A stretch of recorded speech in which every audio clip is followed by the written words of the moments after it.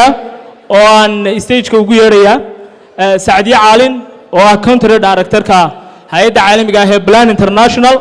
sayna horeba u sheegnay topic-yo ayaynu siinay aqoon-yahanka waxa ay Saadiya inagala hadli doontaa doorka mutadawacnimadu ku leedahay horumarinta xirfadaha shaqo iyo horumarinta bulshada Saadiya aadaan u soo dhaweyno marwa ilay marwa iftiin marwa bismillahir rahmanir rahim madaxweyne ku-xigeenka Jamhuuriyadda Soomaaliland golihiisa wasiirada badhasaabyada agaasimayaasha mutacalimiinta ama aqoon-yahanada baarlamaanka madaxda kale qaranka ardayda waalidiinta maamulka jaamacadda macallimiinta ehelada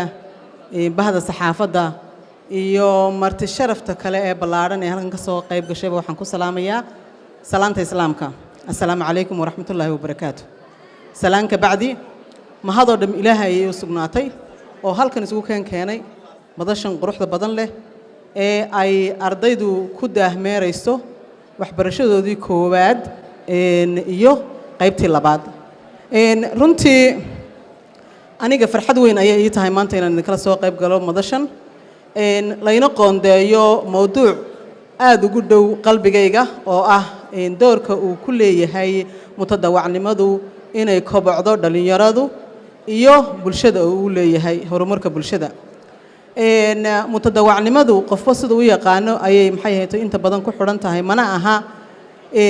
wax dadku ay dunida ku heshiis yihiin standardkeeda maalmaha ka mid ah waxaan weydiiyey gabadh Mareykan waxaan ku uri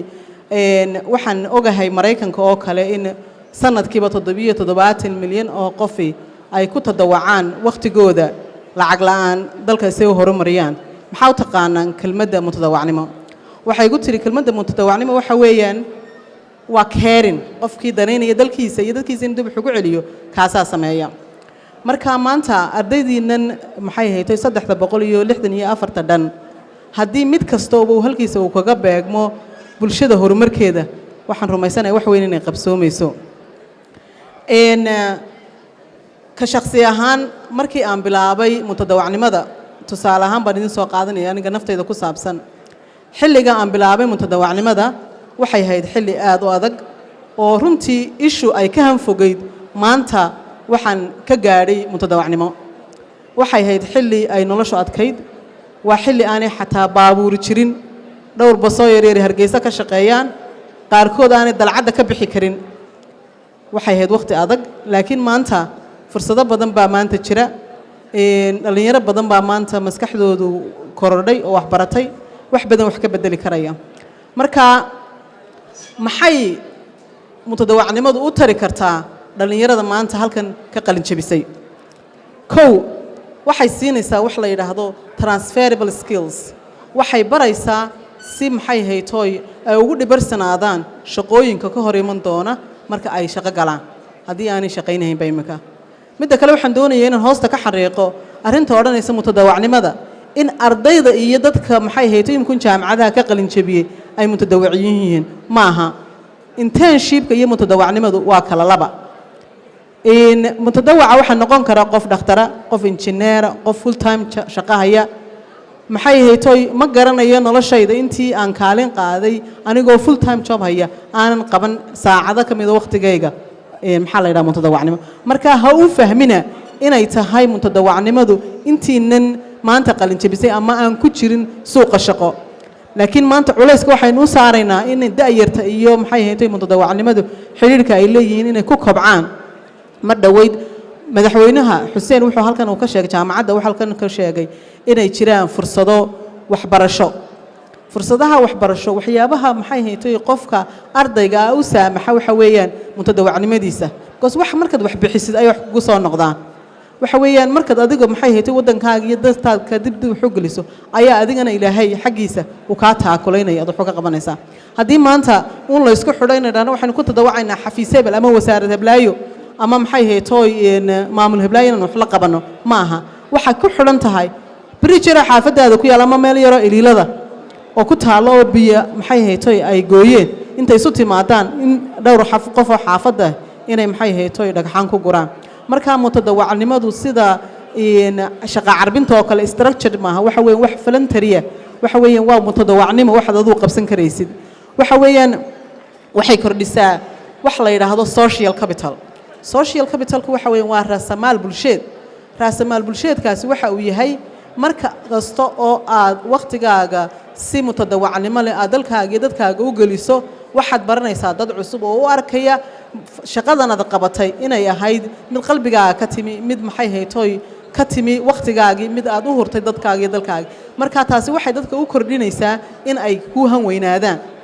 waxay kordhinaysaa hadhow toole waxa dhacda mararka qaar dhalinyarada imika joogto kale inay hadhow toole noqon doonaan mustaqbalka siyaasiyiin hadhow toole kuwa mutadawiciinta ee dadkoodii bulshadii ay ka yimaadeen wax u qabtaa waxay hadhow toole ka caawinaysaa inay ka soo baxaan meelihii ay ka yimaadeen waxa kale oo ay facilitate garaysaa ixtiraam uu qofku u qaato nolosha uu hayo waxa weeyaan maanta markaad gurigaaga ka soo toostid ee noloshaadu siday ku salaysan tahay in aad nolosha ku aragtid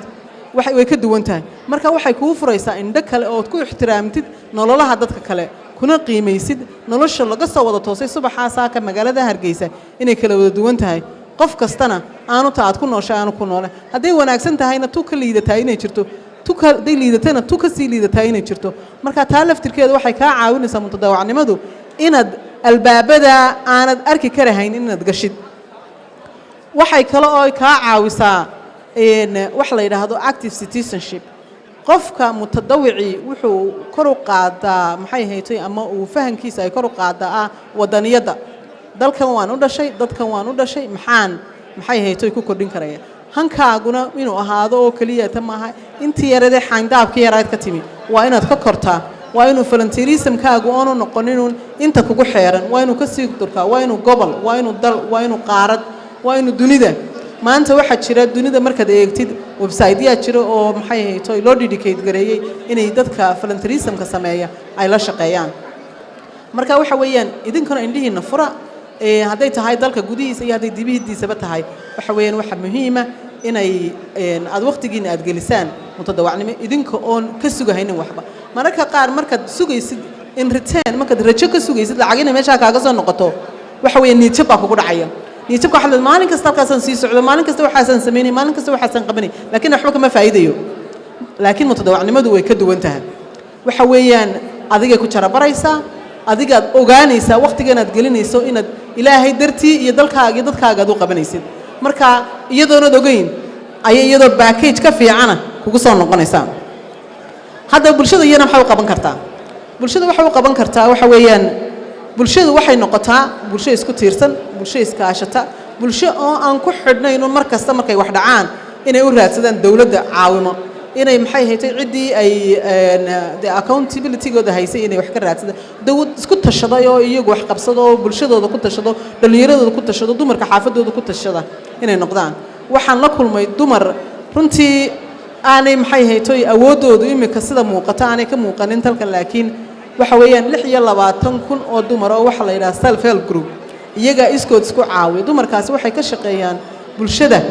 ay kala shaqeeyaan arrimaha dambiyada arrimaha maxay haytay caruurtu hadii ay dhibaatooyin kale faraha la gasho marka bulshadu waxay ka faa'iidaa mutadawacnimada waxa weeyaan inay meel safer noqoto meel ka fayow maxaa la yiraahdaa rabshad iyo qalaanqal khaasatan xilliga aynu joogno oo ah xilli dhalinyaradu ay 70% yihiin bilaa shaqo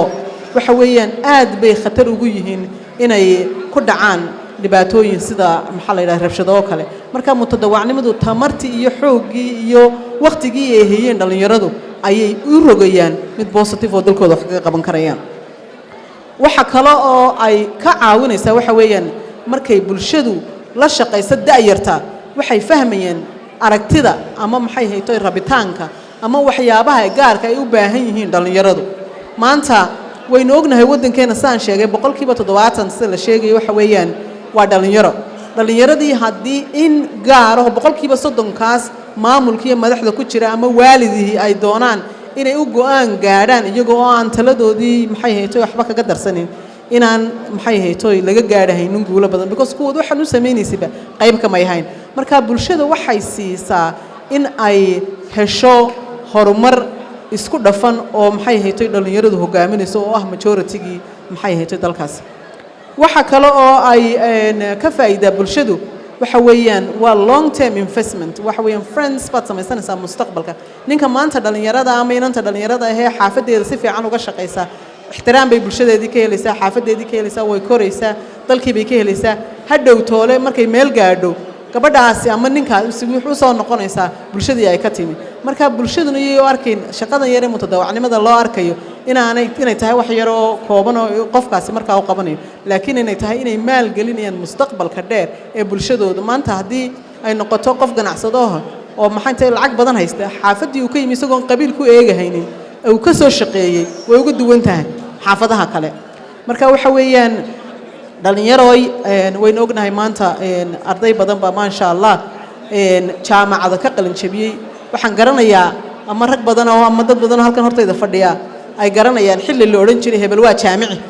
oo ay farku tirsanayeen jaamiciyiintu laakiin maanta dalka inta badan baaba jaamiciyiina marka jaamicinimadaasi inay noqoto mid waxtar leh oo tayo leh oo dalka iyo dadka dib ugu noqoto oo qof kasta maxay haytay ku fikirin inuu xafiis fadhiisto laakiin uu yiraahdo halkan aan taaganahay anigu maanta maxaan ka qaban karayaa taasi waxay kuu sahlaysaa hiyigaaga ama maxay haytay hankaaga shaqo haddaad iminka bilaa shaqo tahay